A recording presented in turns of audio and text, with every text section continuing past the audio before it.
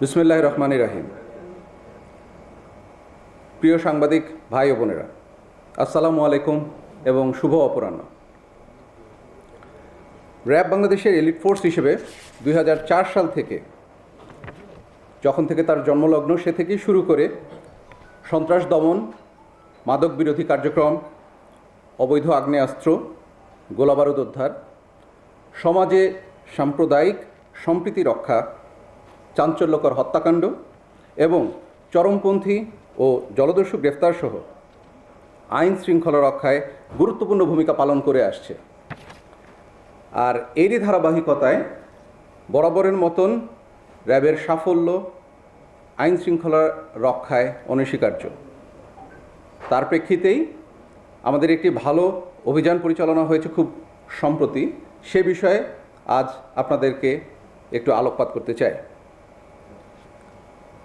Recently আপনারা গণমাধ্যমে যে বিষয়টি বেশ আলোচিত হয়েছে সেটি নিশ্চয়ই আপনারা সবাই দেখেছেন, যে 3 বছরের একটি শিশু সন্তানকে অপহরণ করা হয়েছে এবং এটি গণমাধ্যমে আসার পরপরই র্যাব এই বিষয়ে দ্রুত পদক্ষেপ গ্রহণ করে এবং অত্যন্ত দ্রুত সময়ে এই শিশু সন্তানটিকে উদ্ধার করতে সক্ষম হয়।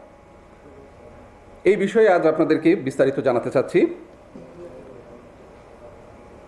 ভিকটিমের মা সুমাইয়া আক্তার রাজধানীর দক্ষিণগাঁও সবুজবাগ থানাধীন এলাকায় বেশ কিছুদিন যাবৎ বসবাস করে আসছেন। সুমাইয়া আক্তারের স্বামী গত 12 বছর যাবৎ প্রবাসে থাকায় তার 3 সন্তানকে নিয়ে তিনি নিজেই বাড়ির যাবতীয় কার্যক্রম পরিচালনা করে থাকেন। গত 28 জানুয়ারি 2026 তারিখে দুপুর 11টার সময় ভিকটিম হিসান রহমানকে নিয়ে ডাক্তার দেখানোর জন্য মুগদা মেডিকেল কলেজ হাসপাতালে যান। ডাক্তার দেখানো শেষে ভিকটিম হিসানকে নিয়ে মৌচাক মার্কেটের উদ্দেশ্যে রওনা হওয়ার জন্য তিনি একটি অটোরিকশায় ওঠেন। রিকশাটিতে কিছু দূর অগ্রসর হওয়ার পর ভিকটিম হিসান তার মার কাছে পানি পান করতে চাইলে ভিকটিমের মা সুমাইয়া আক্তার ভিকটিমকে উক্ত রিকশায় রেখে পানি নিয়ে আসার পর দেখেন রিকশা চালক শিশুটিকে নিয়ে পালিয়ে উক্ত স্থানে অনেকক্ষণ যাবৎ খোঁজ খবর করে না পেয়ে শেষমেশ উদ্বিগ্ন অবস্থায় তিনি ছুটোছুটি করতে থাকেন, আর্তনাদ করতে থাকেন এবং ওই এলাকায় একটি চাঞ্চল্যকর পরিস্থিতির সৃষ্টি হয়। এই বিষয়টি গণমাধ্যমে আসার পর বেশ আলোচনা তৈরি হয় এবং 29 জানুয়ারি 2026 তারিখে ভিকটিমের মা বাদী হয়ে মুগদা থানায় একটি মামলা দায়ের করেন। এই বিষয়টি বিভিন্ন প্রিন্ট মিডিয়া এবং ইলেকট্রনিক মিডিয়ার মাধ্যমে সারা দেশে ছড়িয়ে পড়ে, ব্যাপক আলোচনার সৃষ্টি হয়। উক্ত ঘটনায় অপহৃত ভিকটিমকে উদ্ধার এবং জড়িতদের গ্রেফতারের লক্ষ্যে র্যাব গোয়েন্দা নজরদারি বৃদ্ধি করে। এরই ধারাবাহিকতায় গোপন সংবাদের ভিত্তিতে র্যাব 3, র্যাব 13 এবং র্যাব সদর দপ্তরের গোয়েন্দা শাখার যৌথ অভিযানে গত 29 জানুয়ারি 2026 তারিখে আনুমানিক রাত 8টা 30 মিনিটে রমনা থানাধীন ওয়্যারলেস গেট গ্র্যান্ড প্লাজা এলাকা থেকে 24 ঘন্টার মধ্যে অপহরণকারী মোহাম্মদ চান মিয়াকে র্যাব 3-এর একটি চৌকস দল গ্রেফতার করতে সক্ষম হয়। এছাড়াও গাইবান্ধা জেলার পলাশবাড়ি বাস স্ট্যান্ড এলাকা থেকে মোহাম্মদ নূর, মোহাম্মদ চান মিয়া এবং মোসাম্মদ কুলসুম বেগমকে গ্রেফতার করে র্যাব 13-র একটি চৌকস দল। পরবর্তীতে গ্রেফতারকৃত আসামিকে জিজ্ঞাসাবাদে জানা যায় যে তিনি তার নিকট আত্মীয় আজাদ নামে এক ব্যক্তির কাছে ভিকটিমকে দিয়ে গাইবান্ধায় তার নিজ জেলায় গোবিন্দগঞ্জ তার নিজ বাড়িতে নিয়ে যাওয়ার জন্য হস্তান্তর করে দেন। উক্ত তথ্য পর্যালোচনা করে র্যাব 3 ভিকটিমের অবস্থান নিশ্চিত করে এবং এই তথ্যটি র্যাব 13 রংপুরকে সাথে সাথে প্রেরণ করে। র্যাব 13 রংপুর উক্ত তথ্যের ভিত্তিতে অত্যন্ত দ্রুততার সাথে এবং সাবধানে ভিকটিমকে উদ্ধার করতে সক্ষম হয়। উল্লেখ্য যে গ্রেফতারকৃত চান মিয়া এর আগেও বিভিন্ন ধরনের অপরাধ কর্মে লিপ্ত ছিল, যে কারণে তার নামে গাইবান্ধা থানায় একটি হত্যা মামলা এবং মুগদা থানায় নন এফআইআর নম্বর 200 তারিখ 17 আগস্ট 2022 সালের একটি মাদক মামলা রয়েছে। তো এটা ছিল আমাদের এই ভিকটিমকে উদ্ধার অভিযানের যে মূল আলোচনা। এর পাশাপাশি র্যাব গত 1 মাসে যে ধরনের আরও আলোচিত অভিযানগুলো পরিচালনা করেছে সেগুলো এখন সংক্ষেপে আপনাদের সামনে উপস্থাপন করছি। তার ভেতর প্রথমে আমি আলোচনা করতে চাই যেগুলো চাঞ্চল্যকর হত্যাকাণ্ড হয়েছে সেগুলো সম্পর্কে। যেমন গত 26 জানুয়ারি 2026 তারিখে নারায়ণগঞ্জ জেলার ফতুল্লা থানাধীন এলাকায় অভিযান পরিচালনা করে পটুয়াখালীর ফেরদৌস হত্যা মামলার 2 জন আসামি ইসরাফিল গাজী এবং মাসুম গাজীকে গ্রেফতার করেছে র্যাব।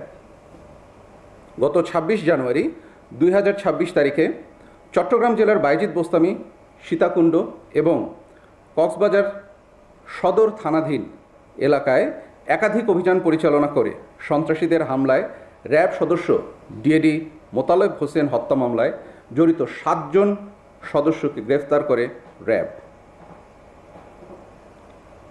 গত 12 জানুয়ারি 2026 তারিখে বাগেরহাট জেলার সদর থানাধীন এলাকায় অভিযান পরিচালনা করে রাজধানীর খিলগাঁও বনশ্রীতে স্কুল শিক্ষার্থী ফাতেমা আক্তার নীলাকে গলা কেটে হত্যার ঘটনায় প্রধান আসামি মিলন মল্লিককে গ্রেফতার করেছে র্যাপিড অ্যাকশন ব্যাটালিয়ন। এবার আসি কিছু অস্ত্র সংক্রান্ত অভিযানের সংক্ষিপ্ত আলোকপাতের জন্য। গত 29 জানুয়ারি 2026 তারিখে রাজধানীর খিলগাঁও থানায় অভিযান পরিচালনা করে একটি বিদেশি পিস্তল, একটি ম্যাগাজিন, .22 এলআর এবং 290 রাউন্ড গুলি, একটি খালি কার্তুজ সহ আসাদুলকে গ্রেফতার করেছে র্যাব 3-এর আরেকটি চৌকস দল। গত 27 জানুয়ারি 2026 তারিখে রাজধানীর কামরাঙ্গীর চর অভিযান পরিচালনা করে বাংলাদেশ পুলিশের লুণ্ঠিত 2টি সাউন্ড গ্রেনেড ও 2টি টিয়ার শেল পরিত্যক্ত অবস্থায় উদ্ধার করে র্যাব 10।